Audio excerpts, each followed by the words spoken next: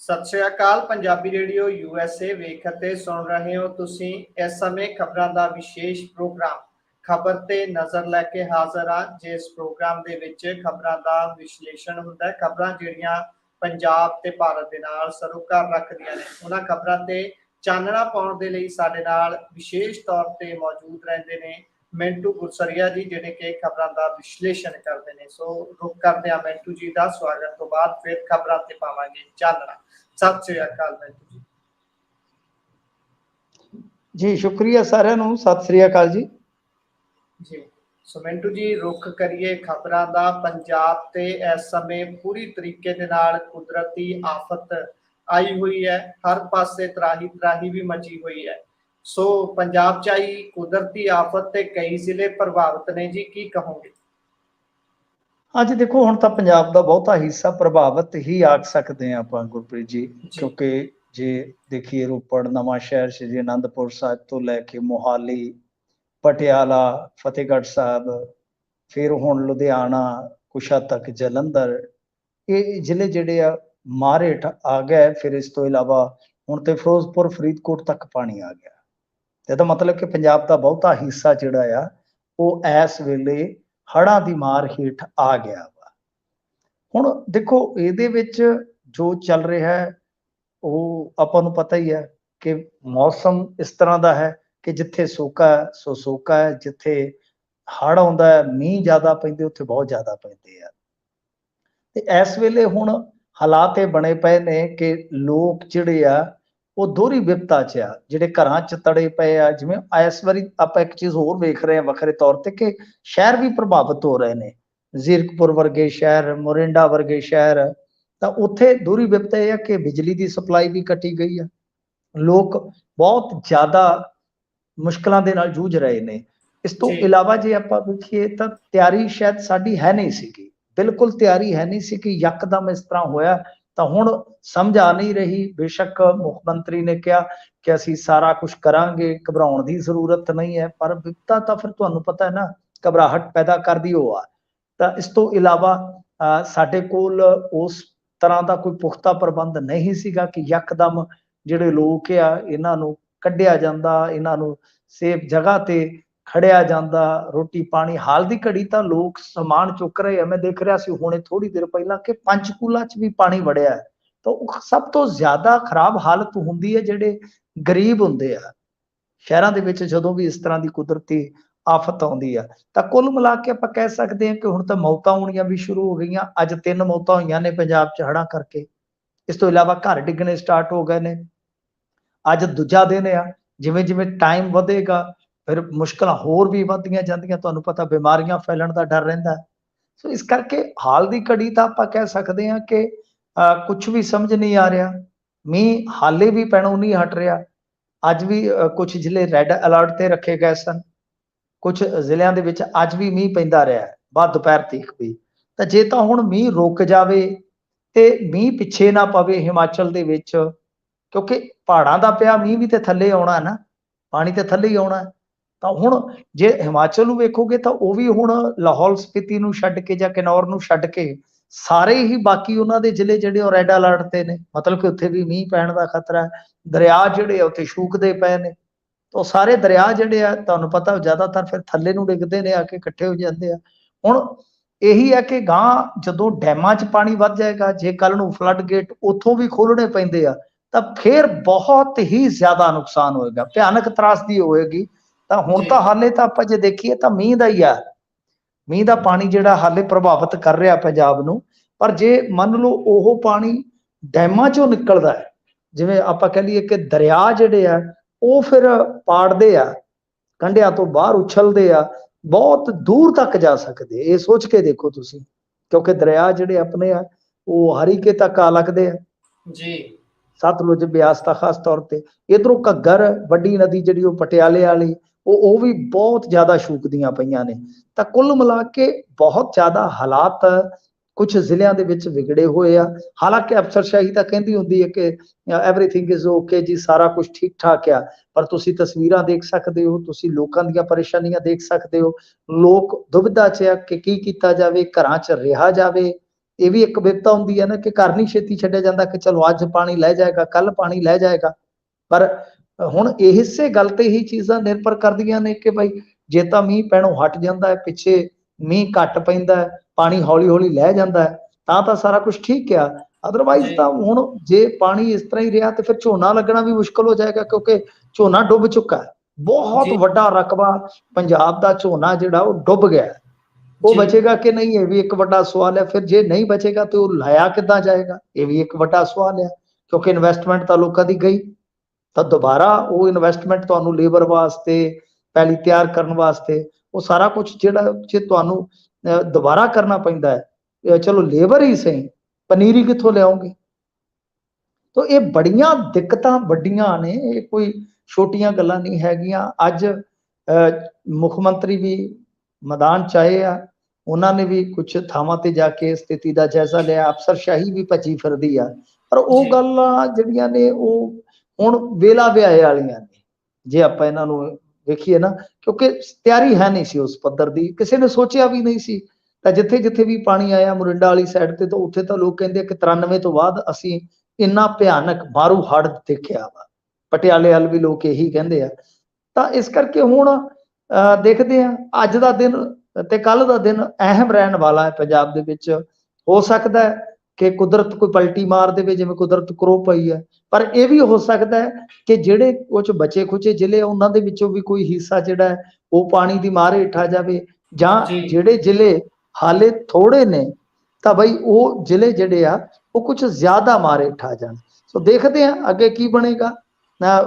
ਕੁਦਰਤ ਨੇ ਇੱਕ ਵਾਰੀ ਕਰੋਪੀ ਤੇ ਬਹੁਤ ਦਿਖਾਈ ਹੈ ਜੀ। ਸੋ ਹਰ ਪਾਸੇ ਹਾਹਾਕਾਰ ਮਚੀ ਹੋਈ ਹੈ, ਲੋਕ ਜਾਨ ਬਚਾਉਣ ਤੱਕ ਦੇ ਲਾਲੇ ਪਏ ਹੋਏ ਨੇ। ਜਿਸ ਤਰ੍ਹਾਂ ਤੁਸੀਂ ਦੱਸਿਆ ਕਿ ਅੱਜ ਵੀ 3 ਮੌਤਾਂ ਹੋ ਚੁੱਕੀਆਂ ਨੇ।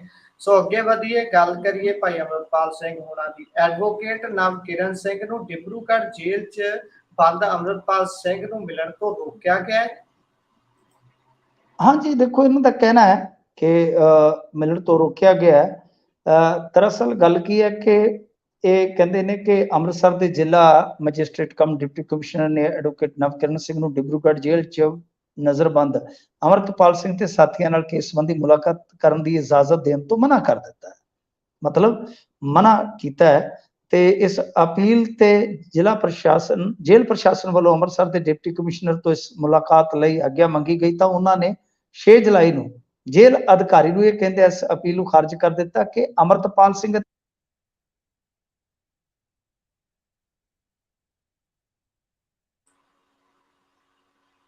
ਮਿੰਟੂ ਜੀ, ਤੁਹਾਡੀ ਆਵਾਜ਼ ਕੱਟ ਰਹੀ ਹੈ, ਆਵਾਜ਼ ਪਹੁੰਚ ਨਹੀਂ ਰਹੀ ਸਾਡੇ ਤੱਕ। ਹਾਂਜੀ ਹਾਂਜੀ, ਹੁਣ ਆਉਂਦੀ ਹੈ ਜੀ ਆਵਾਜ਼? ਜੀ ਜੀ ਜੀ। ਹਾਂਜੀ, ਤਾਂ ਗੱਲ ਇਹ ਹੈ ਕਿ ਉਹਨਾਂ ਨੇ ਕਿਹਾ ਕਿ ਇਹਨਾਂ ਨੇ ਇਹ ਕਹਿ ਕੇ ਅਪੀਲ ਨੂੰ ਖਾਰਜ ਕਰ ਦਿੱਤਾ ਹੈ ਕਿ ਅਮਰਪਾਲ ਸਿੰਘ ਨੇ ਤਾਂ ਆਲਰੇਡੀ ਵਕੀਲ ਰਾਜਦੇਵ ਸਿੰਘ ਖਾਲਸਾ ਨੂੰ ਲੈ ਲਿਆ, ਤੇ ਉਧਰ ਗੁਰਿੰਦਰਪਾਲ ਸਿੰਘ ਔਜਲਾ ਤੇ ਸਰਬਜੀਤ ਸਿੰਘ ਕਲਸੀ ਨੇ ਐਡਵੋਕੇਟ ਸਿਮਰਨਜੀਤ ਸਿੰਘ ਨੂੰ ਆਪਣੇ ਕਾਨੂੰਨੀ ਸਲਾਹਕਾਰ ਵਜੋਂ ਸਹਿਮਤੀ ਦਿੱਤੀ ਹੈ। ਤਾਂ ਬਈ ਹੁਣ ਅਸੀਂ ਇਜਾਜ਼ਤ ਨਹੀਂ ਦਿੰਦੇ। ਪਰ ਅੱਜ ਫਿਰ ਇੱਕ ਮੈਸੇਜ ਮੈਂ ਪੜ੍ਹਿਆ ਹੈ ਨਵਕਿਰਨ ਸਿੰਘ ਹੋਰਾਂ ਦਾ ਕਿ ਇੱਕ ਹੋਰ ਮਾਮਲੇ ਦੇ ਵਿੱਚ ਵੀ ਇਸੇ ਤਰ੍ਹਾਂ ਡਿਨਾਇਲ ਆਇਆ ਹੈ। ਤਾਂ ਗੱਲ ਇਹ ਹੈ ਕਿ ਇਹ ਬੜਾ ਅਜੀਬੋ-ਗਰੀਬ ਜਿਹਾ ਮਸਲਾ ਹੈ ਕਿ ਅੰਮ੍ਰਿਤਸਰ ਦੇ ਡਿਪਟੀ ਕਮਿਸ਼ਨਰ ਕਹਿ ਰਹੇ ਆ ਕਿ ਇੱਕ ਵਕੀਲ ਲੈ ਲਿਆ। ਦੇਖੋ, ਬੰਦੇ ਦਾ ਰਾਈਟ ਆ ਭਾਵੇਂ 4 ਵਕੀਲ ਲੈ ਲਵੇ, ਉਹ ਤੁਹਾਡੇ ਕੋਲ ਪੈਸੇ ਹੋਣੇ ਚਾਹੀਦੇ, ਭਾਵੇਂ ਵਕੀਲਾਂ ਦੀ ਫੌਜ ਖੜੀ ਕਰ ਲਓ। ਤਾਂ ਇਹ ਬੜੀ ਅਜੀਬੋ-ਗਰੀਬ ਜੀ ਗੱਲ ਹੈ, ਮੈਨੂੰ ਤਾਂ ਸਮਝ ਨਹੀਂ ਲੱਗੀ ਕਿ ਕੀ ਕਹਿਣਾ ਚਾਹੁੰਦੇ ਨੇ। ਕਿ ਜਦੋਂ ਜੇਲ੍ਹ ਸੁਪਰੀਡੈਂਟ ਤੁਹਾਡੇ ਤੋਂ ਪੁੱਛ ਰਹੇ ਆ ਤਾਂ ਤੁਸੀਂ ਇੱਕ ਐਡਵੋਕੇਟ ਨੂੰ ਤਾਂ ਮਿਲਣ ਦੀ ਇਜਾਜ਼ਤ ਦਿਓ ਜੀ। ਤਾਂ ਅੱਜ ਇੱਕ ਹੋਰ ਮਾਮਲੇ 'ਚ ਵੀ ਡਿਨਾਇਲ ਆ ਗਿਆ, ਮਤਲਬ ਕਿ ਹੋਰ ਵੀ ਮਾਮਲੇ ਦੇ ਵਿੱਚ ਜਾਣਾ ਸੀਗਾ ਤਾਂ ਕਹਿੰਦੇ ਆ ਕਿ ਇੱਕ ਥਾਂ ਅਲਾਓ ਕੀਤਾ ਗਿਆ, ਦੂਸਰੀ ਥਾਂ ਡਿਸਅਲਾਓ ਕਰ ਦਿੱਤਾ ਗਿਆ ਇਹਨਾਂ ਵੱਲੋਂ। ਇਸ ਤਰ੍ਹਾਂ ਨਹੀਂ ਹੋਣਾ ਚਾਹੀਦਾ। ਜੇ ਕਿਸੇ ਨੂੰ ਅਧਿਕਾਰ ਹੈ ਕਿ ਉਹ ਆਪਣਾ ਕਿਸੇ ਨੂੰ ਵੀ ਵਕੀਲ ਹਾਇਰ ਕਰ ਸਕਦਾ ਹੈ, ਵਕੀਲ ਖੜਾ ਕਰ ਸਕਦਾ ਹੈ, ਤਾਂ ਉਹ ਇੱਕ ਕੀ ਭਾਵੇਂ 10 ਕਰ ਲਵੇ, ਉਹਦੇ 'ਚ ਕੀ ਦਿੱਕਤ ਹੈ, ਕੀ ਪਰੇਸ਼ਾਨੀ ਹੈ। ਤਾਂ ਵਕੀਲਾਂ ਨੂੰ ਤਾਂ ਮਿਲ ਦਿਓ ਘੱਟੋ ਘੱਟ। ਬੜੀ ਅਜੀਬੋ-ਗਰੀਬ ਜੀ ਗੱਲ ਬਣੀ ਪਈ ਹੈ ਜੀ। ਸੋ ਵੇਖਦੇ ਹਾਂ ਹੁਣ ਬਣਦਾ ਕੀ ਹੈ। ਅੱਗੇ ਚੱਲੀਏ। ਅੱਗੇ ਤਾਂ ਥਾਣੇਦਾਰ ਚਿੱਟੇ ਵਾਲੇ ਬੰਦਿਆਂ ਨੂੰ ਫੜ ਕੇ ਲਿਆਉਂਦੇ ਜਾਂ ਫਿਰ ਚਿੱਟਾ ਜ਼ਬਤ ਕਰਦੇ ਤਾਂ ਸੁਣੇ ਸੀ। ਆ ਪੀਣ ਵਾਲਾ ਥਾਣੇਦਾਰ ਵੀ ਫੜ ਲਿਆ ਕਿ ਕਹਿੰਦੇ ਮੁਅੱਤਲ ਕਰ ਦਿੱਤਾ ਗਿਆ। ਹਾਂਜੀ ਦੇਖੋ, ਇਹ ਮਾਮਲਾ ਜਿਹੜਾ ਉਹ ਫਿਰੋਜ਼ਪੁਰ ਜ਼ਿਲ੍ਹੇ ਨਾਲ ਜੁੜਿਆ ਹੋਇਆ ਸੀਗਾ, ਜਿਹਦੇ ਵਿੱਚ ਇੱਕ ਨਾ ਵੀਡੀਓ ਵਾਇਰਲ ਹੋਈ ਸੀਗੀ, ਜਿਹਦੇ ਜੀ ਵਿੱਚ ਇੱਕ ASI ਜਿਹੜਾ ਹੈ ਉਹ ਸੂਟਾ ਖਿੱਚ ਰਿਹਾ ਹੈ। ਉਹ ਹੁਣ ਜੀ ਸਮੈਕ ਆ ਕਿ ਕੀ ਆ ਪਤਾ ਨਹੀਂ, ਪੰਨੀ ਤੇ ਉਹ ਲਾ ਰਿਹਾ ਹੈ, ਤੇ ਉਹ ਵੀਡੀਓ ਕਿਸੇ ਨੇ ਬਣਾ ਕੇ ਵਾਇਰਲ ਕਰ ਦਿੱਤੀ। ਤਾਂ ਪੁਲਿਸ ਤੇ ਪਹਿਲਾਂ ਹੀ ਤੁਹਾਨੂੰ ਪਤਾ ਹੈ ਇਹੋ ਜਿਹੇ ਮਾਮਲਿਆਂ 'ਚ ਬੜੀ ਬਦਨਾਮੀ ਝੱਲਦੀ ਪਈ ਆ। ਹੁਣ ਇਹਨਾਂ ਦਾ ਤੁਸੀਂ ਦੇਖਿਆ ਨਾ ਕਿ ਕਿੱਡਾ ਵੱਡਾ ਅਧਿਕਾਰੀ ਉਹ ਡਰੱਗ ਮਨੀ ਵਾਲੇ ਕੇਸ ਦੇ ਵਿੱਚ ਫਸਿਆ ਪਿਆ, ਹਾਲਾਂਕਿ ਉਹਦੀ ਗ੍ਰਿਫਤਾਰੀ ਤੇ ਹਾਲੇ ਤੱਕ ਨਹੀਂ ਹੋਈ। ਮੈਂ ਗੱਲ ਕਰ ਰਿਹਾ ਇੰਦਰਵੀਰ ਸਿੰਘ ਦੀ, ਪਰੰਤੂ ਗੰਢੇ ਤੇ ਗਲੇ ਪਏ ਆ ਨਾ ਕਿ ਕਿਸ ਤਰ੍ਹਾਂ ਆਪਦੇ ਥਾਣੇਦਾਰ ਤੋਂ ਹੀ ਉਹਨਾਂ ਨੇ ਇਸ ਤਰ੍ਹਾਂ ਜਿੱਦਾਂ ਬਲੈਕਮੇਲ ਕਰਕੇ ਕਹਿ ਲਓ ਜਾਂ ਦਾਬਾ ਮਾਰ ਕੇ ਪੈਸੇ ਲੈਣ ਦਾ ਯਤਨ ਕੀਤਾ ਉਹਨਾਂ ਨੇ। ਤਾਂ ਇਹ ਚੀਜ਼ਾਂ ਜਿਹੜੀਆਂ ਨੇ ਉਹ ਪਹਿਲਾਂ ਹੀ ਬਹੁਤ ਕਹਿ ਲਓ ਕਿ ਇਹਨਾਂ ਵਾਸਤੇ ਬਦਨੁਮਾ ਹੈ, ਤੇ ਇਹ ਉਤੋਂ ਦੂਜਾ ਹੋਰ ਚੰਦ ਚੜੀ ਜਾਂਦੇ ਆ ਕਿ ਪੀ ਕੇ ਤੇ ਉੱਥੇ ਵੀਡੀਓ ਵਾਡੀਓ ਜਿਹੜੀਆਂ ਆਪਦੀਆਂ ਉਹ ਵਾਇਰਲ ਕਰਵਾਈ ਜਾਂਦੇ ਨੇ। ਤਾਂ ਇਹ ਜਦੋਂ ਫਿਰ ਪਬਲਿਕ ਡੋਮੇਨ 'ਚ ਤੁਹਾਨੂੰ ਪਤਾ ਗੱਲ ਆ ਜਾਂਦੀ ਆ, ਸਰਕੂਲੇਟ ਹੋ ਜਾਂਦੀ ਆ ਵੀਡੀਓ, ਤਾਂ ਲੋਕ ਫਿਰ ਬੁਰਾ ਮਨਾਉਂਦੇ ਆ। ਲੋਕ ਤੇ ਕਹਿੰਦੇ ਆ ਕਿ ਬਾਈ ਇੱਥੇ ਤੇ ਮੁੰਡੇ ਪੈ ਮਰਦੇ ਆ, ਅਰਥੀਆਂ ਉੱਠਣ ਡਈਆਂ, ਲੋਕਾਂ ਦਾ ਬੁਰਾ ਹਾਲ ਆ ਮਾਨਸਾ ਦੇ ਵਿੱਚ ਵੇਖੋ, ਉਹ ਮੁੰਡਾ ਉੱਠਿਆ ਝੋਟਾ, ਉਹਨੇ ਚੰਗਾ ਗਾਹ ਪਾਇਆ, ਲੋਕ ਉਹਨੂੰ ਬੜਾ ਹੁਣ ਕਰ ਰਹੇ ਆ ਕਿ ਵੇਖੋ ਆਹੀ ਕੁਝ ਕਰਨਾ ਪੈਣਾ, ਕਿ ਲੋਕਾਂ ਨੂੰ ਖੁਦ ਉੱਠਣਾ ਪੈਣਾ। ਲੋਕ ਫਿਰ ਖੁਦ ਹੱਥ 'ਚ ਜੇ ਡੰਡਾ ਫੜਦੇ ਆ ਤਾਂ ਫਿਰ ਤੁਸੀਂ ਕਹੋਗੇ ਕਿ ਲਾ ਕਾਨੂੰਨੀ ਪੈਦਾ ਕਰਦੇ ਨੇ। ਜੀ ਪਰ ਡੇਲੀ 2-4 ਨੌਜਵਾਨ ਜਿਹੜੇ ਉਹ ਅਖਬਾਰਾਂ ਦੇ ਵਿੱਚ ਮੁਰਦਾ ਪਏ ਹੁੰਦੇ ਨੇ, ਤੁਸੀਂ ਵੇਖ ਸਕਦੇ ਹੋ, ਇਹ ਸਾਰੀਆਂ ਚੀਜ਼ਾਂ ਆਉਂਦੀਆਂ। ਤਾਂ ਪਰ ਜਦੋਂ ਇਸ ਤਰ੍ਹਾਂ ਪੁਲਿਸ ਵਾਲੇ ਦੀ ਕਿਸੇ ਦੀ ਵੀਡੀਓ ਵਾਇਰਲ ਹੋਏਗੀ ਤਾਂ ਗੁਰਪ੍ਰੀਤ ਜੀ ਜ਼ਾਹਰ ਜੀ ਗੱਲ ਹੈ, ਲੋਕ ਤੇ ਕਹਿਣਗੇ ਨਾ ਕਿ ਨਸ਼ਾ ਤੇ ਬਈ ਆਪੇ ਹੀ ਵਾਧੂ ਹੋਣਾ ਜਦੋਂ ਤੁਸੀਂ ਆਪ ਹੀ ਪੀਣ ਲੱਗ ਪਏ ਹੋ। ਹੁਣ ਪੀਂਦੇ 1% ਆ ਕਿ 0.5% ਆ ਪੁਲਿਸ 'ਚ, ਇਹਦਾ ਤਾਂ ਆਪਣੇ ਕੋਲ ਕੋਈ ਐਗਜ਼ੈਕਟ ਕੋਈ ਡਾਟਾ ਤੇ ਹੈ ਨਹੀਂਗਾ। ਪਰ ਕਦੇ ਕੋਈ ਟੀਕਾ ਲਾ ਕੇ ਡਿੱਗ ਪੈਂਦਾ, ਕਦੇ ਕਿਸੇ ਹਾਲਤ 'ਚ ਕੋਈ ਸ਼ਰਾਬ ਪੀ ਕੇ, ਤਾਂ ਫਿਰ ਪੁਲਿਸ ਪ੍ਰਤੀ ਜਿਹੜੀ ਹੈ ਪਹਿਲਾਂ ਹੀ ਲੋਕਾਂ ਦੇ ਮਨਾਂ ਦੇ ਵਿੱਚ ਇੱਕ ਭਾਵਨਾ ਹੁੰਦੀ ਹੈ ਕਿ ਬਹੁਤ ਗਲਤ ਕਰਦੇ ਨੇ। ਉਹ ਭਾਵਨਾ ਹੋਰ ਵੀ ਪ੍ਰੌੜ ਹੁੰਦੀ ਹੈ, ਹੋਰ ਵੀ ਗੂੜੀ ਹੁੰਦੀ ਹੈ ਕਿ ਨਹੀਂ ਇਹ ਨਹੀਂ ਸੁਧਰ ਸਕਦੇ। ਤੇ ਜਦੋਂ ਸਾਡੀ ਪੁਲਿਸ ਹੀ ਨਹੀਂ ਸੁਧਰ ਸਕਦੀ ਤੇ ਫਿਰ ਸਿਸਟਮ ਕੀ ਸੁਧਰਨਾ ਹੈ। ਗੱਲ ਇਹ ਹੈ ਕਿ ਪੁਲਿਸ ਨੂੰ ਆਪਣੇ ਮਹਿਕਮੇ ਦੇ ਵਿੱਚ ਇਹ ਚੀਜ਼ ਵੇਖਣੀ ਪਏਗੀ ਕਿ ਇਸ ਤਰ੍ਹਾਂ ਦੇ ਜਿਹੜੇ ਲੋਕ ਪੀੜਤ ਨੇ, ਕਿਉਂਕਿ ਪੀੜਤ ਹੀ ਹੁੰਦਾ, ਬਿਮਾਰ ਹੀ ਹੁੰਦਾ ਬੰਦਾ, ਇਹ ਵੀ ਉਹਦਾ ਇਲਾਜ ਲੂਜ ਕਰਵਾਉਣ, ਉਹਨਾਂ ਦੀ ਕਾਉਂਸਲਿੰਗ ਅੱਛੀ ਕਰਨ।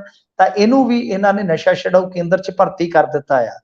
ਪਰ ਮੈਂ ਸਮਝਦਾ ਕਿ ਬਹੁਤ ਬੁਰੀ ਹਾਲਤ ਆ, ਨਸ਼ਾ ਅੱਗੇ ਨਾਲੋਂ ਵਧਿਆ ਜਾਪਦਾ ਹੈ। ਵਿਚਾਲਿਓ ਇੱਕ ਵਾਰੀ ਥੋੜੀ ਜੀ ਕਹਿ ਲਓ ਕਿ ਇਦਾਂ ਲੱਗਦਾ ਸੀਗਾ ਕਿ ਬ੍ਰੇਕ ਪੈ ਗਈ ਆ, ਪਰ ਹੁਣ ਤਾਂ ਤੁਸੀਂ ਵੇਖ ਸਕਦੇ ਹੋ, ਤੁਸੀਂ ਵੀ ਇੱਥੇ ਪੰਜਾਬ 'ਚ ਰਹਿੰਦੇ ਹੋ, ਕਿ ਖਾਸ ਤੌਰ ਤੇ ਮਾਲਵੇ 'ਚੋਂ ਕਿੰਨੀਆਂ ਜ਼ਿਆਦਾ ਖਬਰਾਂ ਆਉਂਦੀਆਂ ਇਸ ਤਰ੍ਹਾਂ ਦੀਆਂ। ਮਾਲਵੇ 'ਚ ਛੱਡੋ, ਹੁਣ ਮਾਝਾ ਦੁਆਬਾ ਕੋਈ ਵੀ ਪਿੱਛੇ ਨਹੀਂ ਹੈ। ਜੀ ਤਾਂ ਇਸ ਕਰਕੇ ਇਹ ਪੁਲਿਸ ਨੂੰ ਆਪਣੇ ਪੱਧਰ ਤੇ ਆਪਦੀ ਰਣਨੀਤੀ ਉਲੀਕਣੀ ਪਵੇਗੀ ਕਿ ਇਸ ਤਰ੍ਹਾਂ ਦੀ ਬਦਨਾਮੀ ਜਾਂ ਇਸ ਤਰ੍ਹਾਂ ਦੀ ਕਿਸੇ ਦੀ ਵੀ ਕੋਈ ਕਾਰਕਰਦਗੀ ਜਿਹੜੀ ਆ ਉਹ ਸਾਹਮਣੇ ਨਾ ਆਵੇ। ਤਾਂ ਇੱਕ ਪਾਸੇ ਵੱਡੇ ਅਫਸਰ ਡਰੱਗ ਮਨੀ ਵਾਲੇ ਕੇਸਾਂ ਦੇ ਵਿੱਚ ਉਹ ਘਿਰ ਜਾਂਦੇ ਆ, ਚਾਹੇ ਇੰਦਰਜੀਤ ਹੋਵੇ, ਰਾਜਜੀਤ ਹੋਵੇ, ਚਾਹੇ ਇੰਦਰਵੀਰ ਹੋਵੇ। ਤਾਂ ਦੂਸਰੇ ਪਾਸੇ ਜੇ ਛੋਟੇ ਇਸ ਤਰ੍ਹਾਂ ਦੀਆਂ ਵੀਡੀਓ 'ਚ ਕੈਦ ਹੋਣਗੇ ਤਾਂ ਮੇਰੇ ਖਿਆਲ ਦੇ ਨਾਲ ਬਹੁਤ ਬਹੁਤ ਹੀ ਭੈੜਾ ਮੈਸੇਜ ਆਏਗਾ ਪਬਲਿਕ ਦੇ ਵਿੱਚ। ਤਾਂ ਜੀ ਇਹ ਜੀ ਚੀਜ਼ ਰੁਕਣੀ ਚਾਹੀਦੀ ਹੈ। ਜੀ ਜੀ ਇਹ ਚੀਜ਼ਾਂ ਰੁਕਣ ਦੀ ਬਹੁਤ ਲੋੜ ਹੈ। ਅਗਲੀ ਗੱਲ ਕਰੀਏ, ਇਸੜੂ ਜ਼ਮੀਨ ਵਿਵਾਦ ਕੋਰਟ 'ਚ ਪਹੁੰਚ ਗਿਆ। ਹਾਂਜੀ ਦੇਖੋ, ਇਹ ਕੁਛ ਦਿਨ ਤੋਂ ਬੜੀ ਖਬਰ ਜਿਹੜੀ ਹੈ ਉਹ ਧੜੱਲੇ ਨਾਲ ਆਮ ਆਦਮੀ ਪਾਰਟੀ ਦੇ ਜਿਹੜੇ ਹੈਗੇ ਸਮਰਥਕ ਉਹਨਾਂ ਨੇ ਸ਼ੇਅਰ ਕੀਤੀ ਸੀਗੇ, ਤੁਸੀਂ ਦੇਖਿਆ ਹੋਣਾ। ਜੀ ਇਹ ਕਿਹਾ ਗਿਆ ਸੀਗਾ ਕਿ 86 ਕਿੱਲੇ ਜ਼ਮੀਨ ਜਿਹੜੀ ਪੰਚਾਇਤ ਦੀ ਨੱਪੀ ਗਈ ਸੀਗੀ ਜੀ, ਤਾਂ ਉਹਦਾ ਕਬਜ਼ਾ ਲੈ ਲਿਆ ਗਿਆ, ਕਿਉਂਕਿ ਜੀ ਤਾਜ਼ਾ ਇਹ ਜਿਹੜਾ ਮਹਿਕਮਾ ਸੀਗਾ ਉਹ ਆਇਆ ਸੀਗਾ ਲਾਲਜੀਤ ਸਿੰਘ ਭੁੱਲਰ ਹੋਰਾਂ ਦੇ ਕੋਲ, ਤੇ ਉਹਨਾਂ ਨੇ ਇਹ ਇੱਕ ਵੱਡੀ ਕਾਰਵਾਈ ਕੀਤੀ ਸੀ। ਇਹ ਗੱਲ ਹੈਗੀ 27-28 ਜੂਨ ਦੀ, ਜਦੋਂ ਇਹ ਖਬਰ ਆਈ ਸੀਗੀ ਕਿ ਈਸੜੂ ਪਿੰਡ ਦੇ ਵਿੱਚੋਂ ਜੀ 100 ਕਿੱਲੇ ਦੇ ਕਰੀਬ ਜ਼ਮੀਨ ਜਿਹੜੀ ਆ ਉਹ ਛਡਾਈ ਗਈ ਆ। ਤਾਂ ਇਹ ਹੁਣ ਜਿਹੜੇ ਪਰਿਵਾਰ ਆ ਇਹਨਾਂ ਨੇ ਹਾਈ ਕੋਰਟ ਦਾ ਰੁਖ ਕੀਤਾ, ਤੇ ਹਾਈ ਕੋਰਟ ਨੇ ਮਤਲਬ ਕਿ ਇਹਨਾਂ ਦੀ ਪਟੀਸ਼ਨ ਤੇ 7 ਜੁਲਾਈ ਨੂੰ ਮਤਲਬ ਕਿ ਜਿਹੜੇ ਇਹਨਾਂ ਦੇ ਵਕੀਲ ਸੀਗੇ ਉਹ ਗਏ ਆ, ਤੇ ਦਲੀਲਾਂ ਇਹਨਾਂ ਦੀਆਂ ਸੁਣ ਕੇ 25 ਸਤੰਬਰ ਨੂੰ ਅਗਲੀ ਜਿਹੜੀ ਤਰੀਕ ਪਾਈ ਆ, ਤੇ ਸਰਕਾਰ ਤੇ ਪੰਚਾਇਤ ਮਹਿਕਮੇ ਨੂੰ ਆਖਿਆ ਕਿ ਤੁਸੀਂ ਆਪਣਾ ਹਲਫਨਾਮਾ ਜਿਹੜਾ ਹੈ ਉਹ ਦਾਖਲ ਕਰੋ। ਤਾਂ ਇਹਦੇ ਵਿੱਚ ਇਹ ਜੋ ਦੱਸਦੇ ਆ, ਇਹ ਕਹਿੰਦੇ ਆ ਕਿ ਅਸਲ 'ਚ ਗੱਲ ਇਹ ਆ ਕਿ ਸਟੇ ਤਾਂ ਹੋ ਗਿਆ, ਹੁਣ ਵੇਖੋ ਸਟੇ ਹੋ ਗਿਆ, ਸਰਕਾਰ ਦੀ ਇਹ ਵੀ ਇੱਕ ਤਰ੍ਹਾਂ ਨਾਲ ਕਹਿ ਲਓ ਕਿ ਬੜੀ ਪੋਜੀਸ਼ਨ ਕਸੂਤੀ ਹੁੰਦੀ ਹੈ ਕਿ ਜਿਸ ਨੂੰ ਪ੍ਰਮੋਟ ਕੀਤਾ ਗਿਆ ਖਬਰ ਨੂੰ ਇੰਨਾ ਕਿ 100 ਕਿੱਲੇ ਦਾ ਕਬਜ਼ਾ ਛਡਾ ਲਿਆ। ਅਸਲੀਅਤ ਜੀ। ਇਹ ਆ ਕਿ ਕੁਝ ਦਿਨਾਂ ਬਾਅਦ ਹੀ ਉਹਦੇ ਤੇ ਸਟੇ ਹੋ ਜਾਂਦਾ ਹੈ, ਹਾਈ ਕੋਰਟ ਸਟੇ ਕਰ ਦਿੰਦਾ ਹੈ। ਜੀ ਹੁਣ ਇਹ ਕਹਿੰਦੇ ਨੇ ਕਿ ਸਰਪੰਚ ਨੇ ਗਲਤ ਮਤਲਬ ਕਿ ਆਧਾਰ ਬਣਾ ਕੇ ਪੰਚਾਇਤੀ ਜ਼ਮੀਨ ਦੱਸ ਕੇ ਜਿਹੜਾ ਕੇਸ ਦਾਇਰ ਕੀਤਾ ਸੀਗਾ, ਜਿਹਦੇ ਜੀ। ਕਰਕੇ ਇਹ ਗੱਲ ਇੱਥੋਂ ਤੱਕ ਗਈ ਤੇ ਸਾਡੀ ਖੜੀ ਝੋਨੇ ਦੀ ਫਸਲ ਵਾਹੀ ਗਈ। ਤੇ ਉਹ ਕਹਿੰਦੇ ਆ ਕਿ ਬਈ ਇਹ ਖੰਨਾ ਚ ਖੁੱਲੀ ਬੋਲੀ ਰੱਖੀ ਗਈ ਸੀਗੀ, ਜੋ ਮਤਲਬ ਕਿ 7 ਜੁਲਾਈ ਨੂੰ ਉੱਥੇ ਉਦੋਂ ਹੀ ਰੱਖੀ ਗਈ ਹੋਏਗੀ। ਤਾਂ ਉਹਨਾਂ ਨੇ ਫਿਰ ਉੱਥੋਂ ਸਟੇ ਲੈ ਆਂਦਾ। ਸਟੇ ਦਾ ਮਤਲਬ ਇਹ ਆ ਕਿ ਉਹ ਬੋਲੀ ਜਿਹੜੀ ਆ ਨਹੀਂ ਹੋ ਸਕੀ। ਜਦੋਂ ਬੋਲੀ ਨਹੀਂ ਹੋ ਸਕੀ ਤਾਂ ਜ਼ਾਰਾ ਜੀ ਗੱਲ ਹੈ ਕਿ ਉਹਨਾਂ ਦੇ ਕੋਲ ਫਿਰ ਆ ਗਿਆ। ਤਾਂ ਇਹ ਮਾਮਲਾ ਆਪਣੇ ਆਪ ਦੇ ਵਿੱਚ ਫਿਰ ਹੁਣ ਪਚੀਦਾ ਬਣਦਾ ਜਾ ਰਿਹਾ ਹੈ ਕਿ ਇੱਕ ਪਾਸੇ ਇਹਨਾਂ ਨੇ ਕਿਹਾ ਕਿ 86 ਕਿੱਲੇ ਅਸੀਂ ਜ਼ਮੀਨ ਛਡਾ ਲਈ ਆ, ਉਹ ਕਹਿੰਦੇ ਆ ਜੀ ਇਹਨਾਂ ਨੇ ਗਲਤ ਦੱਸ ਕੇ ਤੇ ਇਹ ਸਾਡੀ ਝੋਨੇ ਦੀ ਫਸਲ ਵਹਾ ਦਿੱਤੀ ਹੈ ਤੇ ਉਹ ਲਿਆਏ ਨੇ ਸਟੇ। ਹੁਣ ਤੁਸੀਂ ਦੇਖੋ ਇਸੇ ਤਰ੍ਹਾਂ ਹੀ ਇੱਕ ਨਾ ਜੇਲ੍ਹ ਬਾਰੇ ਤੁਹਾਨੂੰ ਯਾਦ ਹੋਣਾ, ਕੁਝ ਦਿਨ ਪਹਿਲਾਂ ਮਾਨ ਸਾਹਿਬ ਨੇ ਆਖਿਆ ਸੀਗਾ ਕਿ ਅਸੀਂ ਇੱਕ ਬਹੁਤ ਵੱਡੀ ਜੇਲ੍ਹ ਬਣਾ ਰਹੇ ਹਾਂ, ਡਿਜੀਟਲ ਜੇਲ੍ਹ। ਉਹ ਪਤਾ ਨਹੀਂ ਕਿੱਦਾਂ ਦੀ ਹੋਏਗੀ, ਯਾਦ ਹੈ ਨਾ ਤੁਹਾਨੂੰ? ਗੋਰਸੀਆਂ ਪਿੰਡ ਦਾ ਜ਼ਿਕਰ ਕੀਤਾ ਸੀ ਖਾਸ ਤੌਰ ਤੇ ਉਹਨਾਂ ਨੇ ਜੀ ਕਿ ਅਸੀਂ ਉੱਥੇ ਜ਼ਮੀਨ ਲੈ ਲਈ ਆ। ਜਦ ਕਿ ਹਕੀਕਤ ਕੀ ਆ? ਹਕੀਕਤ ਇਹ ਹੈ ਕਿ ਗੋਰਸੀਆਂ ਪਿੰਡ ਦੀ ਜਾਇਦਾਦ ਵਾਲਾ ਮਸਲਾ ਵੀ ਹਾਈ ਕੋਰਟ ਚ ਪਹੁੰਚ ਗਿਆ। ਸਰਕਾਰ ਇਹ ਗੱਲਾਂ ਦੱਸਦੀ ਨਹੀਂ ਕਿਉਂ? ਕਿਉਂਕਿ ਪਿੰਡ ਦਾ ਇਹ ਕਹਿਣਾ ਆ ਕਿ ਪੰਚਾਇਤ ਨੇ ਇੱਕ ਪਾਸੜ ਫੈਸਲਾ ਲਿਆ, ਜਦ ਕਿ ਬਹੁ ਗਿਣਤੀ ਚ ਜਿਹੜੀ ਸਹਿਮਤੀ ਚਾਹੀਦੀ ਆ ਉਹ ਸਹਿਮਤੀ ਹਾਸਲ ਹੀ ਨਹੀਂ ਕੀਤੀ ਗਈ ਤੇ ਉਹ ਸਹਿਮਤੀ ਬਣਦੀ ਵੀ ਨਹੀਂ ਹੈ।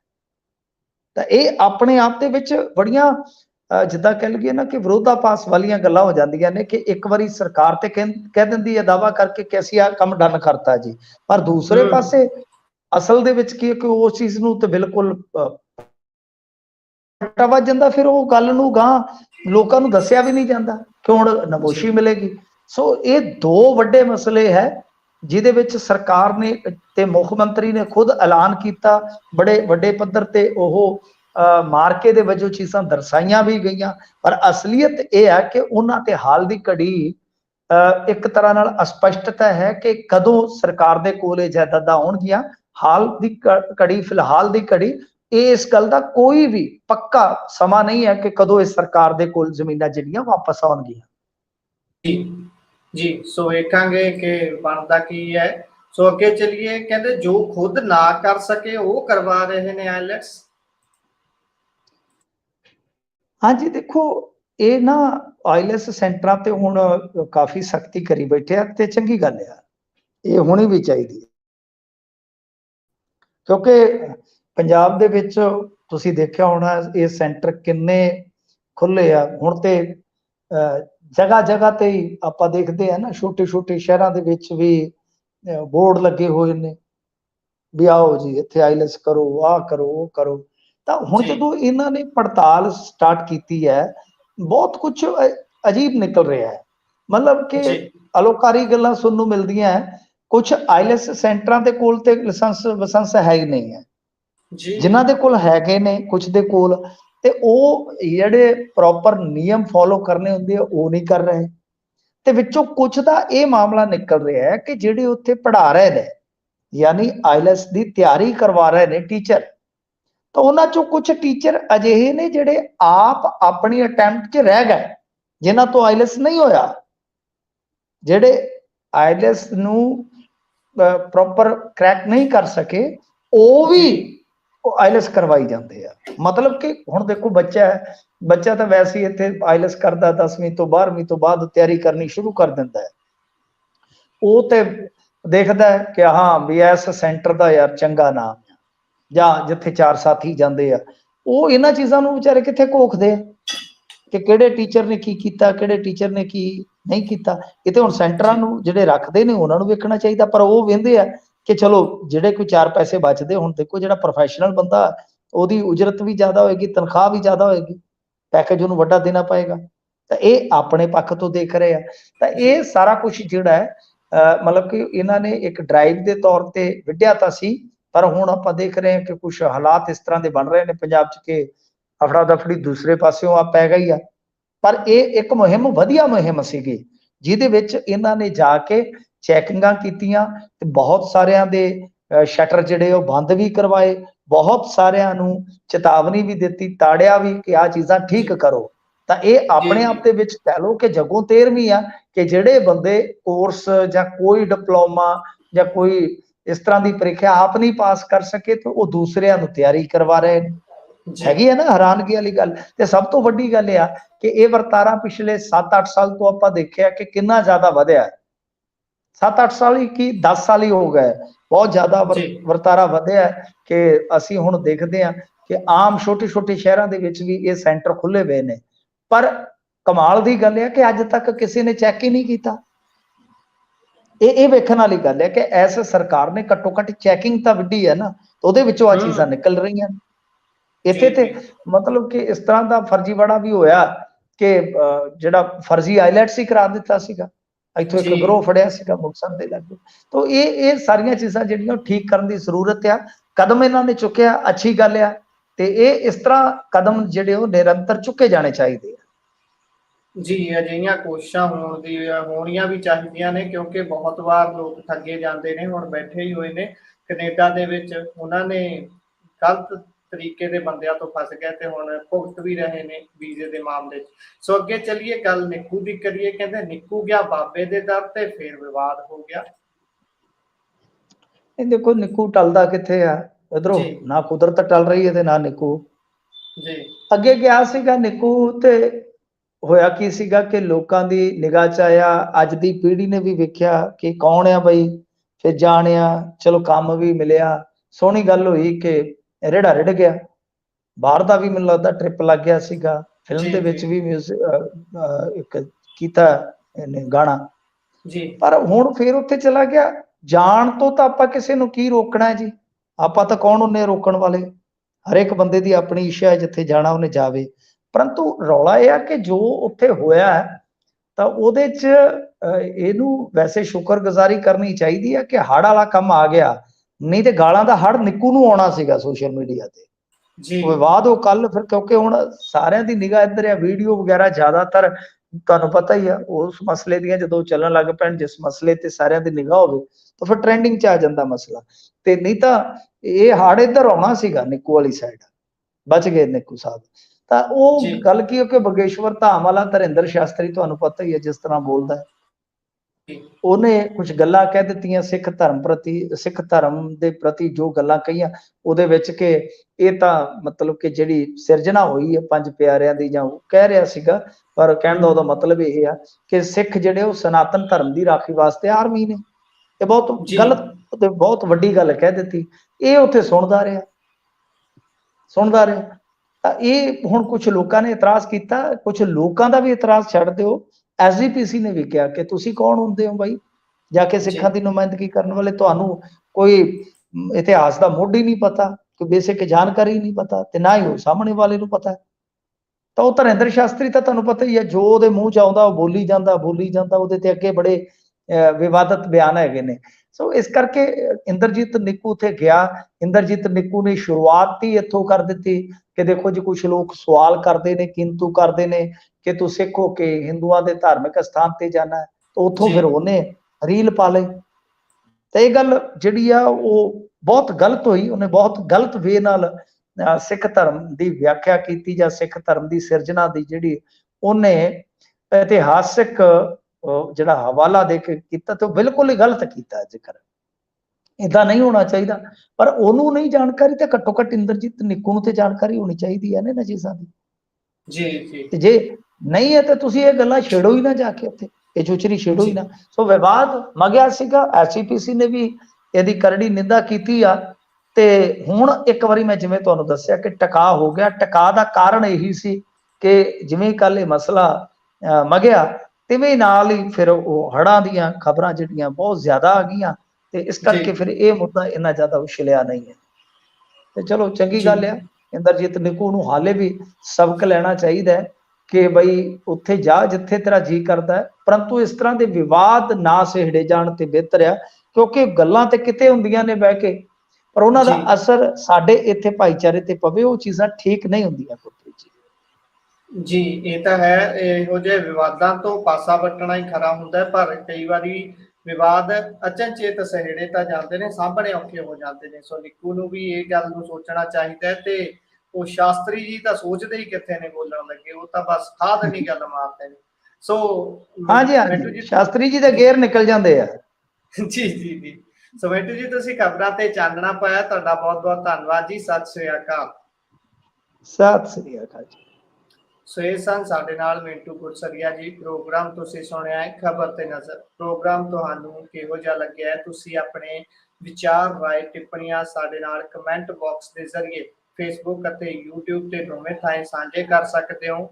ਨਾਲ ਦੀ ਨਾਲ, ਜੇਕਰ ਤੁਸੀਂ ਹਾਲੇ ਤੱਕ ਪੰਜਾਬੀ ਰੇਡੀਓ USA ਨੂੰ ਫੇਸਬੁੱਕ, YouTube ਦੇ ਉੱਪਰ ਫੋਲੋ ਨਹੀਂ ਕੀਤਾ, ਤਾਂ ਫੇਸਬੁੱਕ ਤੇ ਫੋਲੋ ਕਰੋ, YouTube ਤੇ ਸਬਸਕ੍ਰਾਈਬ ਕਰਨ ਦੇ ਨਾਲ ਨਾਲ ਬੈਲ ਆਈਕਨ ਜ਼ਰੂਰ ਦਬਾਓ, ਤਾਂ ਕਿ ਸਾਡੀ ਹਰ ਇੱਕ ਅਪਡੇਟ ਸਭ ਤੋਂ ਪਹਿਲਾਂ ਤੁਹਾਡੇ ਤੱਕ ਪਹੁੰਚ ਸਕੇ।